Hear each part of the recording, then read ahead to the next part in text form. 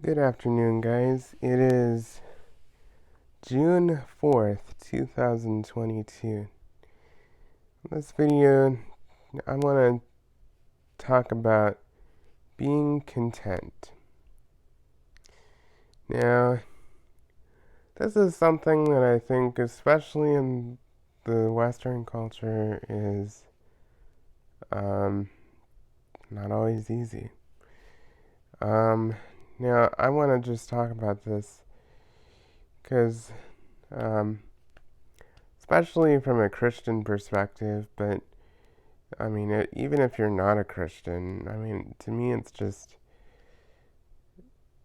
common sense. But the Bible says in Hebrews 13:5, "Be content with what you have, for because the Lord has said, Never will I leave you, never will I forsake you." And this is not saying that desiring things or desiring certain lifestyles is necessarily wrong. But I think we've become this culture that just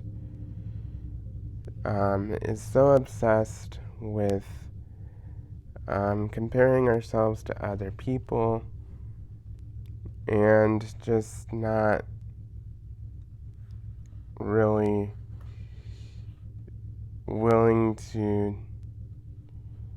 just stay where we're at in life. Um, you know, and this is just the way I see it is, you know, being content is just not worrying about, what other people are doing, not worrying about, you know, always having to have the latest and greatest, always having to have the new thing, always having to be where everybody else is. Um,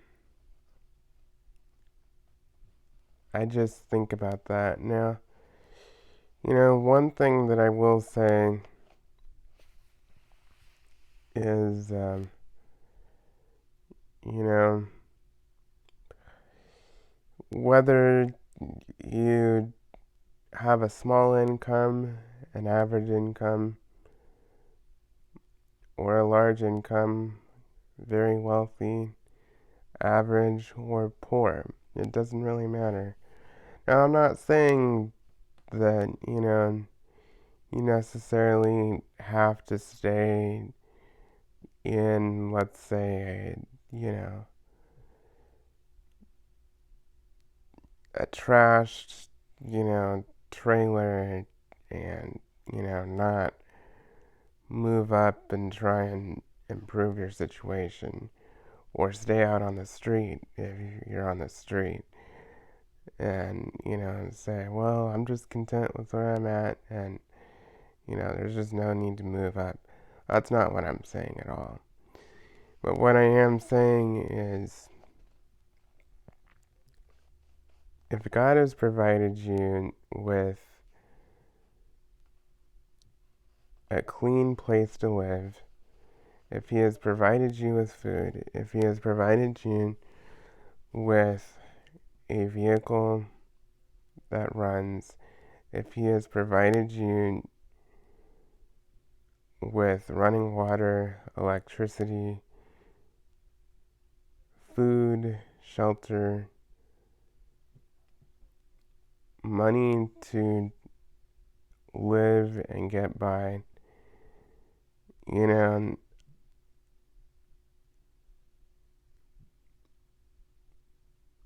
just be thankful for that, you know? Um, I think we can take a lot of the little things for granted, and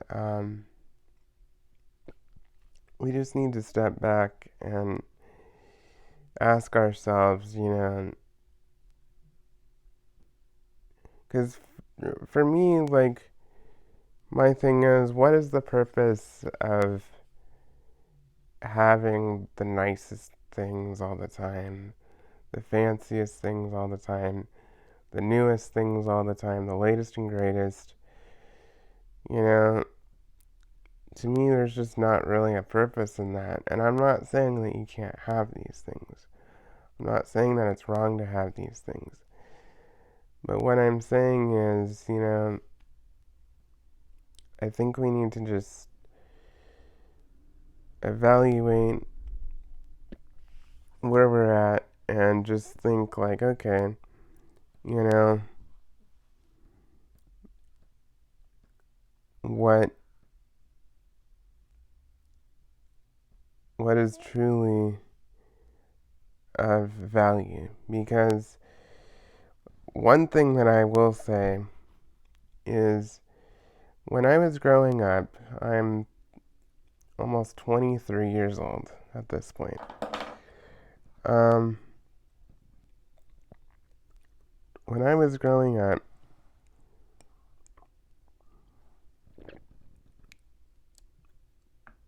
um, about 8 to 10 years old, things started getting tight and um, not the easiest financially for my parents. And I'm just going to leave it at that. But it was nothing bad. It was just, my parents couldn't just go out and get whatever they wanted. They couldn't just go out and do whatever they wanted all the time. They had to take care of what they had to take care of now. I will say, even in the tightest of that, I am thankful that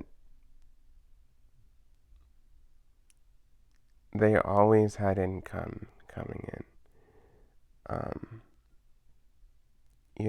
God always provided for us. Was it necessarily pretty and easy all the time? No. I mean, there was a time period where all we could afford was a tiny 2 bedroom apartment for a family of four. For a family of four that homeschools and came from a 2,300 square foot house with a finished basement, 3 bedrooms, including space for a craft room and all that. You know, we went from that size house all the way down to literally like 900 square feet, 2 bedroom, 2 bath apartment within a year. You know, was that easy? No, it wasn't necessarily easy. Was it the most comfortable? No. But did we make it? Oh, absolutely. You know, and, at the time, you know, they had to make everything stretch. They had to make everything do, and we made do in that 2 bedroom apartment while we were homeschooling and still needed space to do homeschooling, have storage for school supplies, curriculum, books, stuff like that. You know what? All of that was in our dining room and living room, and it was tight. But when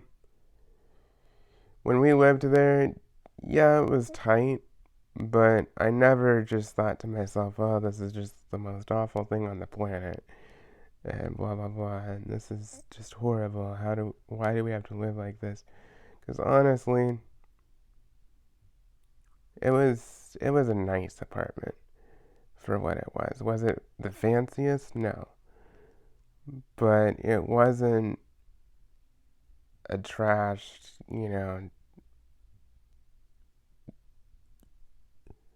run down place, in a downtown area. It's actually an apartment complex in the suburbs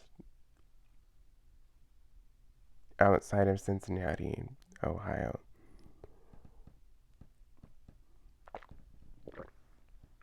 And, we made do with it. We made do. And we lived in that apartment for a year and a half. And then finally, we moved up into a little bit larger place after that. It was still tight, but could actually stretch out a little bit. And then, moved into a smaller place again after that. And then we moved into this house, which this is the largest house we've had since, that initial move. Um, 10 years ago, 12 years ago. So,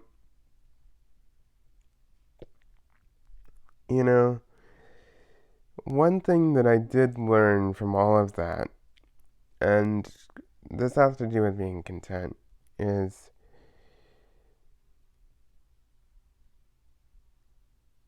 you cannot worry about what other people think. You cannot worry about, because I never once have ever been concerned, even in the least, about what other people think because of what we have or how we live or whatever. I never once think about that. And I will say that this is the other thing with cars. My parents have always driven cars until they literally stopped driving, and they still do to this day. You know, they have Toyotas from 2005 and 1998 with well over 200,000 miles on them, and one of them has almost 300,000 miles on it. They still run great, you know. So why is there a need to look for a new vehicle? If they still run, if they still get the job done, if they still serve you, it's part of being content. Because the more content you are, the more peace you're going to have financially, spiritually, because you're not worried about that stuff. And, especially, with cars, especially if you don't drive all that much, why is there a need to have such an expensive, fancy car? There really isn't. Get yourself a little Toyota Camry, get yourself a little Honda Accord or something like that. And, that's older, that's in good shape, because those last a long, long time. They're very reliable, they're very simple, and it'll get you from point A to point B. It'll get the job done. And the moral to this whole video is I just think that we need to live the simple life. The simple life of being content, being smart, and being just wise, financially and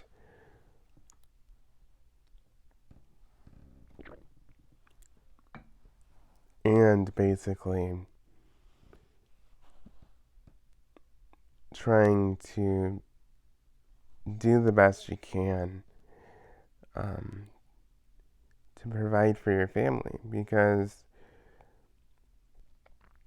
you know this is one thing that I just think about. There's certain situations where people are so consumed with what everybody else thinks, they're so worried about everything else and what people are going to think of them for what they drive or what kind of house they live in. To be honest, nobody gives a rip about your car. You know, I re- me personally, when I'm out on the road, I never look at a car and say, "Ooh, that's a nice car," or "That's a, you know, you know, ooh, they must be in great shape. They must be a great person. That's wonderful that they have that car." Honestly, I really do not care. I don't care if it's old and rusty and crusty. I don't care if it's nice. I don't care if it's fancy. I really don't care. Now, I will say with some fancy, you know, a lot of cars, I just think to myself, I bet a lot of these people are in debt for their cars. Because in this culture, so many people take out loans for cars. And that's something I just don't agree with.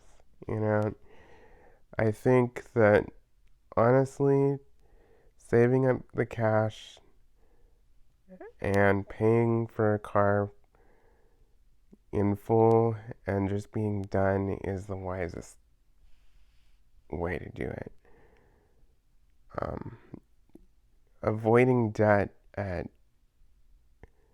every cost that you can, is important, you know, and even if that means getting just a little old beat up car that's just $1,000 to get you started, it's at least something, you know. It'll get you from point A to point B, and while you're in that car, you save up the cash, save up a little bit more cash, and then later down the road, you get a $3,000 car. And then you're driving that car, and then you're saving up more cash and saving up more cash and saving up more cash. And then next time, you get a $6,000 car, and you pay cash for that. Then you're saving up more cash, you're saving up more cash, you're saving up more cash. And then the next time, you get a $10,000 car. You know, that's just something that I truly believe in, and I think that is just the wisest way to go. Because honestly, who cares what people think? I really don't care what people think. I really don't. And this is the other thing, living situations and all that. I will say that I do believe in living in a clean, safe, and comfortable living situation. But it doesn't have to be fancy. You know, it honestly can be just a mobile home, single wide mobile home, double wide mobile home on some land. You know, it can be a little dated. I don't care. As long as it's clean, as long as it's in good shape, there's no leaks, there's no mold growing in the walls and ceilings, there's nothing going on like that, I'm happy with it.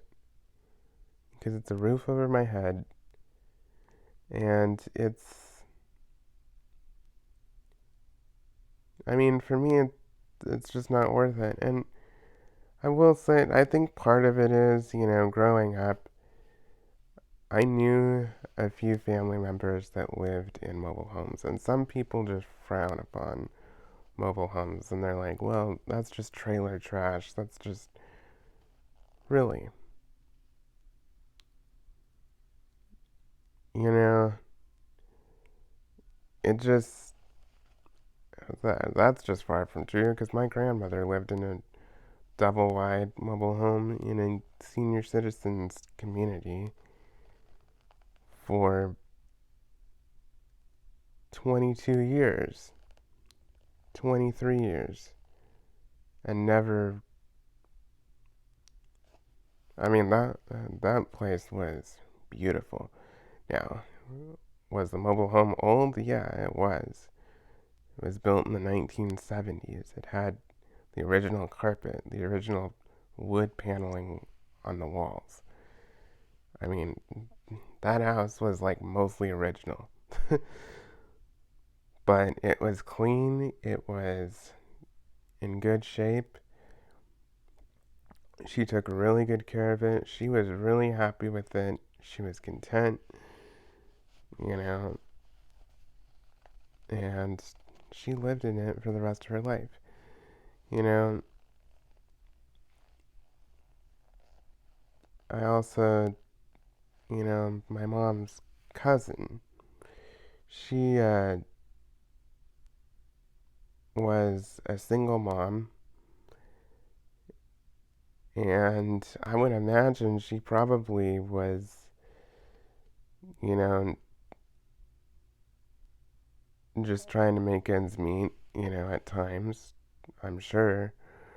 Um, Raising two kids, but she lived in a single wide mobile home for quite a few years, and you know, that home was clean. It was in good shape. Was it fancy? No. I mean, it was a cheap manufactured home and stuff, but that's what she could afford. That's the way she was able to live. So, frowning upon, you know, what people do to live, and I'm not saying you have to live in a trashy, junky place. That's not what I advocate at all. I mean, there's a balance. You need to live in a healthy environment. You know, it doesn't have to be perfect. It doesn't have to be fancy. It doesn't have to be luxury. But I believe that you do need to live in the best environment you can, um, health wise. But you do what you have to do. You know, there's no shame in it. Um, you know, and I do believe in living in a safe area. It doesn't have to be a gated community or anything, but if you have a lot of you know crime and violence and stuff in your area, that's not really a pleasant place to live. So there's a balance. Hear me out on that. I'm not saying just live in a crappy, rotten neighborhood, live, you know, like you're poor and destitute and all that stuff. I'm not saying that at all. But I'm just saying be content and take care of what you own. Take care of your family. Serve your family. And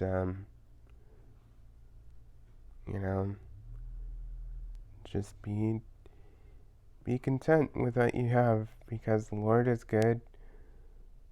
The Lord has given you what you need. If you're able to put food on the table, if you're able to keep a roof over your head, if you're able to keep the electricity on, keep the water flowing from your faucets, and keep a car that runs, keep gas in the car, then at the end of the day, what more could you ask for? You know? Now, would it be nice to, move up a little bit? Yeah, absolutely. But if you're in a financial situation where you just need to get by, you know, just be content, you know? Don't be worried about, oh, well, you know, what are people going to think of me and all this stuff. Don't be worried about that. You know, you are doing what you need to do to take care of your family and your loved ones. And as long as you're doing the basics for them, that's all that matters. Because let me tell you what is not taking care of your family. What is not taking care of your family is going into debt unnecessarily and making unnecessary purchases just to spoil your kids. That's just not the way to live. You know, and that's not teaching your kids responsibility either. That's not teaching your kids to be content. That's not teaching your kids to value, um, living a simple lifestyle. You know, so but yeah, just keeping it simple, keeping it as you know as middle ground as you can because, like I said, there's just no need to be worried about keeping up with the Joneses, about comparing yourself to others, about getting your kids. I mean, I see parents who get their kids, $1,200 iPhones like every year. Okay, I'm sorry, and I'm just gonna say this, but if you're getting your kid a $1,200 iPhone every year, they do not need that. And especially if you don't have the money for it and you're going into debt, that's just foolish. You know, they do not need that at all. My iPhone 7 didn't cost even close to that.